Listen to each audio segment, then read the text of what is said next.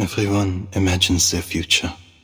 In most, they grow up, they make friends, get married, and hope to make their fathers and grandfathers proud.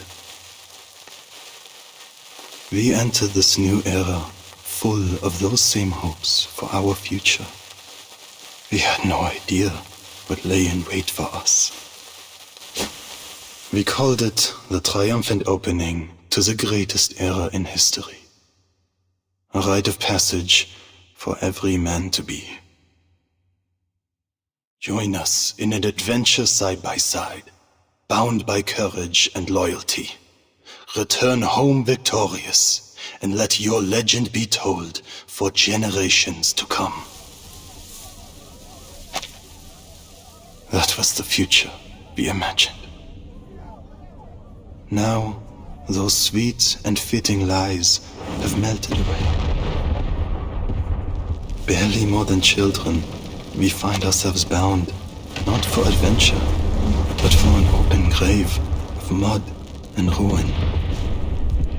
Those of us who were lucky, or unlucky, to survive this battlefield, were forged into something new. Numb, cruel, corrupted. The earth became fire and mud, and all of us devils. What was it that we wanted from this war? To be remembered and celebrated as heroes? Or to forget and be forgotten? The answer may seem obvious, but the question itself lies at fault. Because death, meaningless death, came for thousands of us every day. And we knew. We soldiers never had a choice.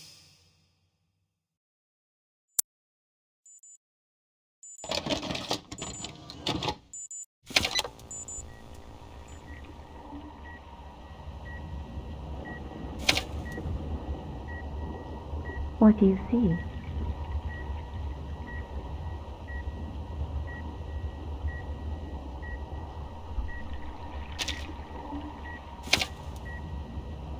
Anything else? Is the era gone?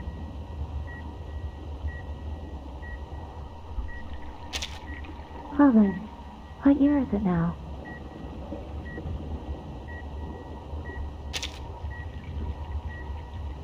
Subconscious stable, no sign of invasive illusions, cognition reality match rate normal. Our test subject awakens.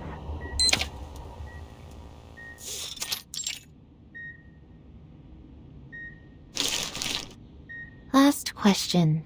What's this?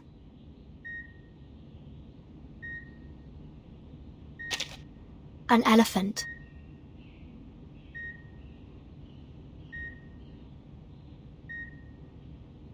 Correct. A plain and simple answer like that is an excellent sign. This test isn't like the others, from the artificial somnambulism we used to go through. It's a special examination we've prepared for all personnel involved in the Antarctic operation. It wasn't my idea, by the way.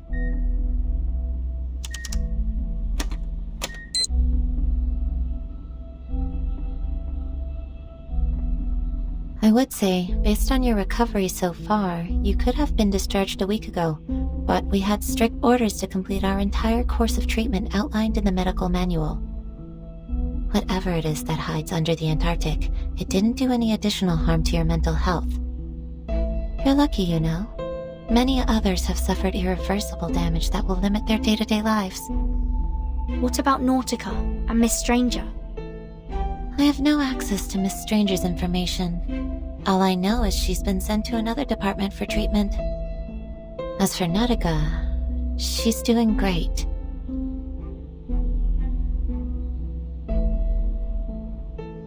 Where is she now? Does she have enough space to stretch? Mr. Hoffman cleared out a lecture hall for her. I wouldn't call it a palace, but it's spacious enough to meet her needs. Too bad, though. Now she's being cornered in there by every arcane biologist, ancient myth enthusiast, and crazy ritualist we have on staff. I guess they've decided she's an invaluable opportunity to learn more. You do have access to that hall if you really want to know how she's doing. Just go knock on her door. She's also been asking about you.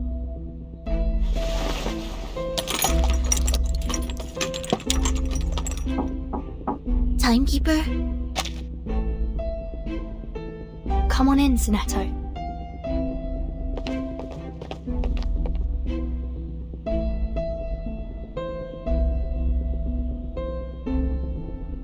Hi, Mesmer. How's the Timekeeper doing? She's good to go. Thank you. Just a minute.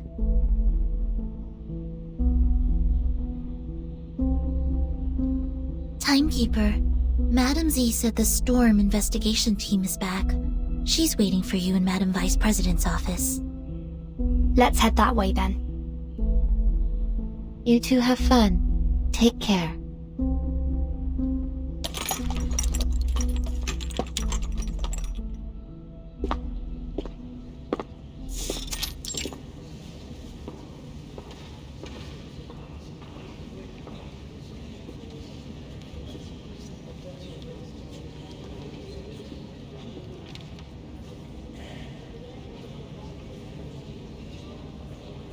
There's so much tension in the air now.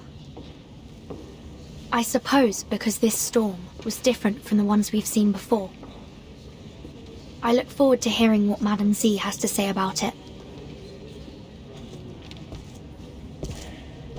I don't intend to waste my time on this anymore. Huh?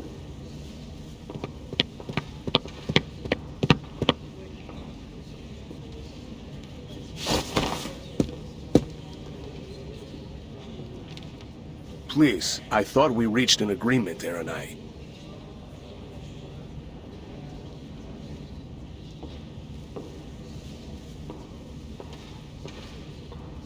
Naturally, I accept the committee's decision. If you really think we don't have to prioritize the manners, then be my guest. Our top priority is to restore peace and order to this era. You should know that.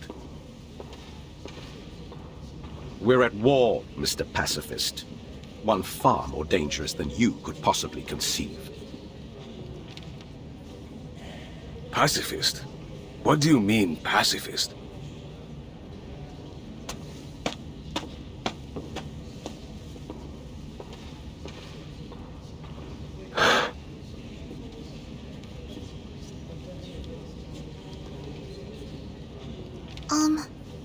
The room they just came out of, is that... It does appear so. The Vice President's office. Let's go.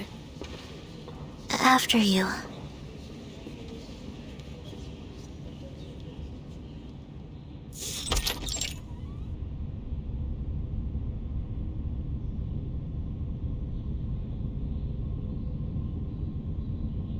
Very nearly perfect timing, Burton.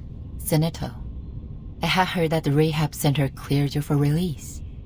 But it's all the more reassuring to see it for myself.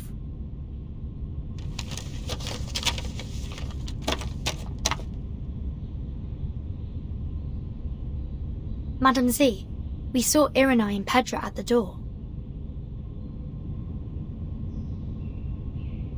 Let's not talk about them for now. Understood. So, the Storm investigation team has returned. Correct. Thanks to the field agent squad and our investigators. We've collected enough proof to verify your hypothesis. History has changed. The 10th storm has brought us to an entirely different 1920 than we knew. One with the war still raging that should have long been over. Do we understand why history has changed? Laplace has two hypotheses. The first centers on the ritual held in the Antarctic. Despite being interrupted, its flood might have changed the storm's nature, which has resulted in an even greater deviation from history as we knew it. Don't look so discouraged. That would be much better than the other theory. After her revival, Arcana may have obtained the power to use the storm to alter the course of history. If that is the case, in all likelihood, that means this war is likely a result of international manipulation by Arcana. Manus Vindictae is trying to bring more chaos to the world.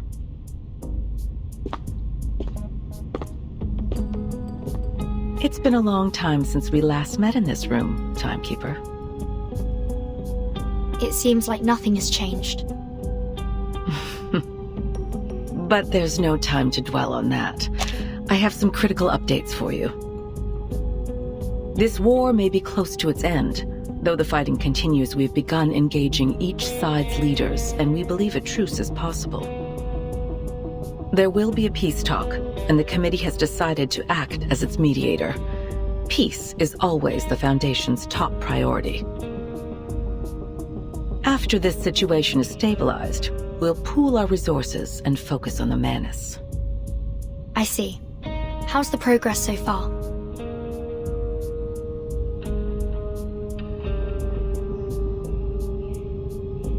Our branch leaders have built lines of communication, and we have reached an agreement on some of the terms with their respective governments.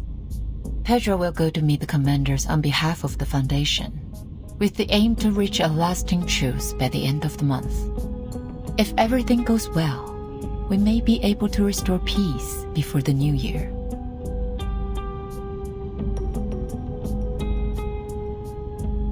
As we arrived, I heard Iranai call Pedro a pacifist. Does Iranai disagree with the Foundation's policy regarding the war? It isn't a matter of the policy, but the means by which we achieve it, to be precise. How do you mean?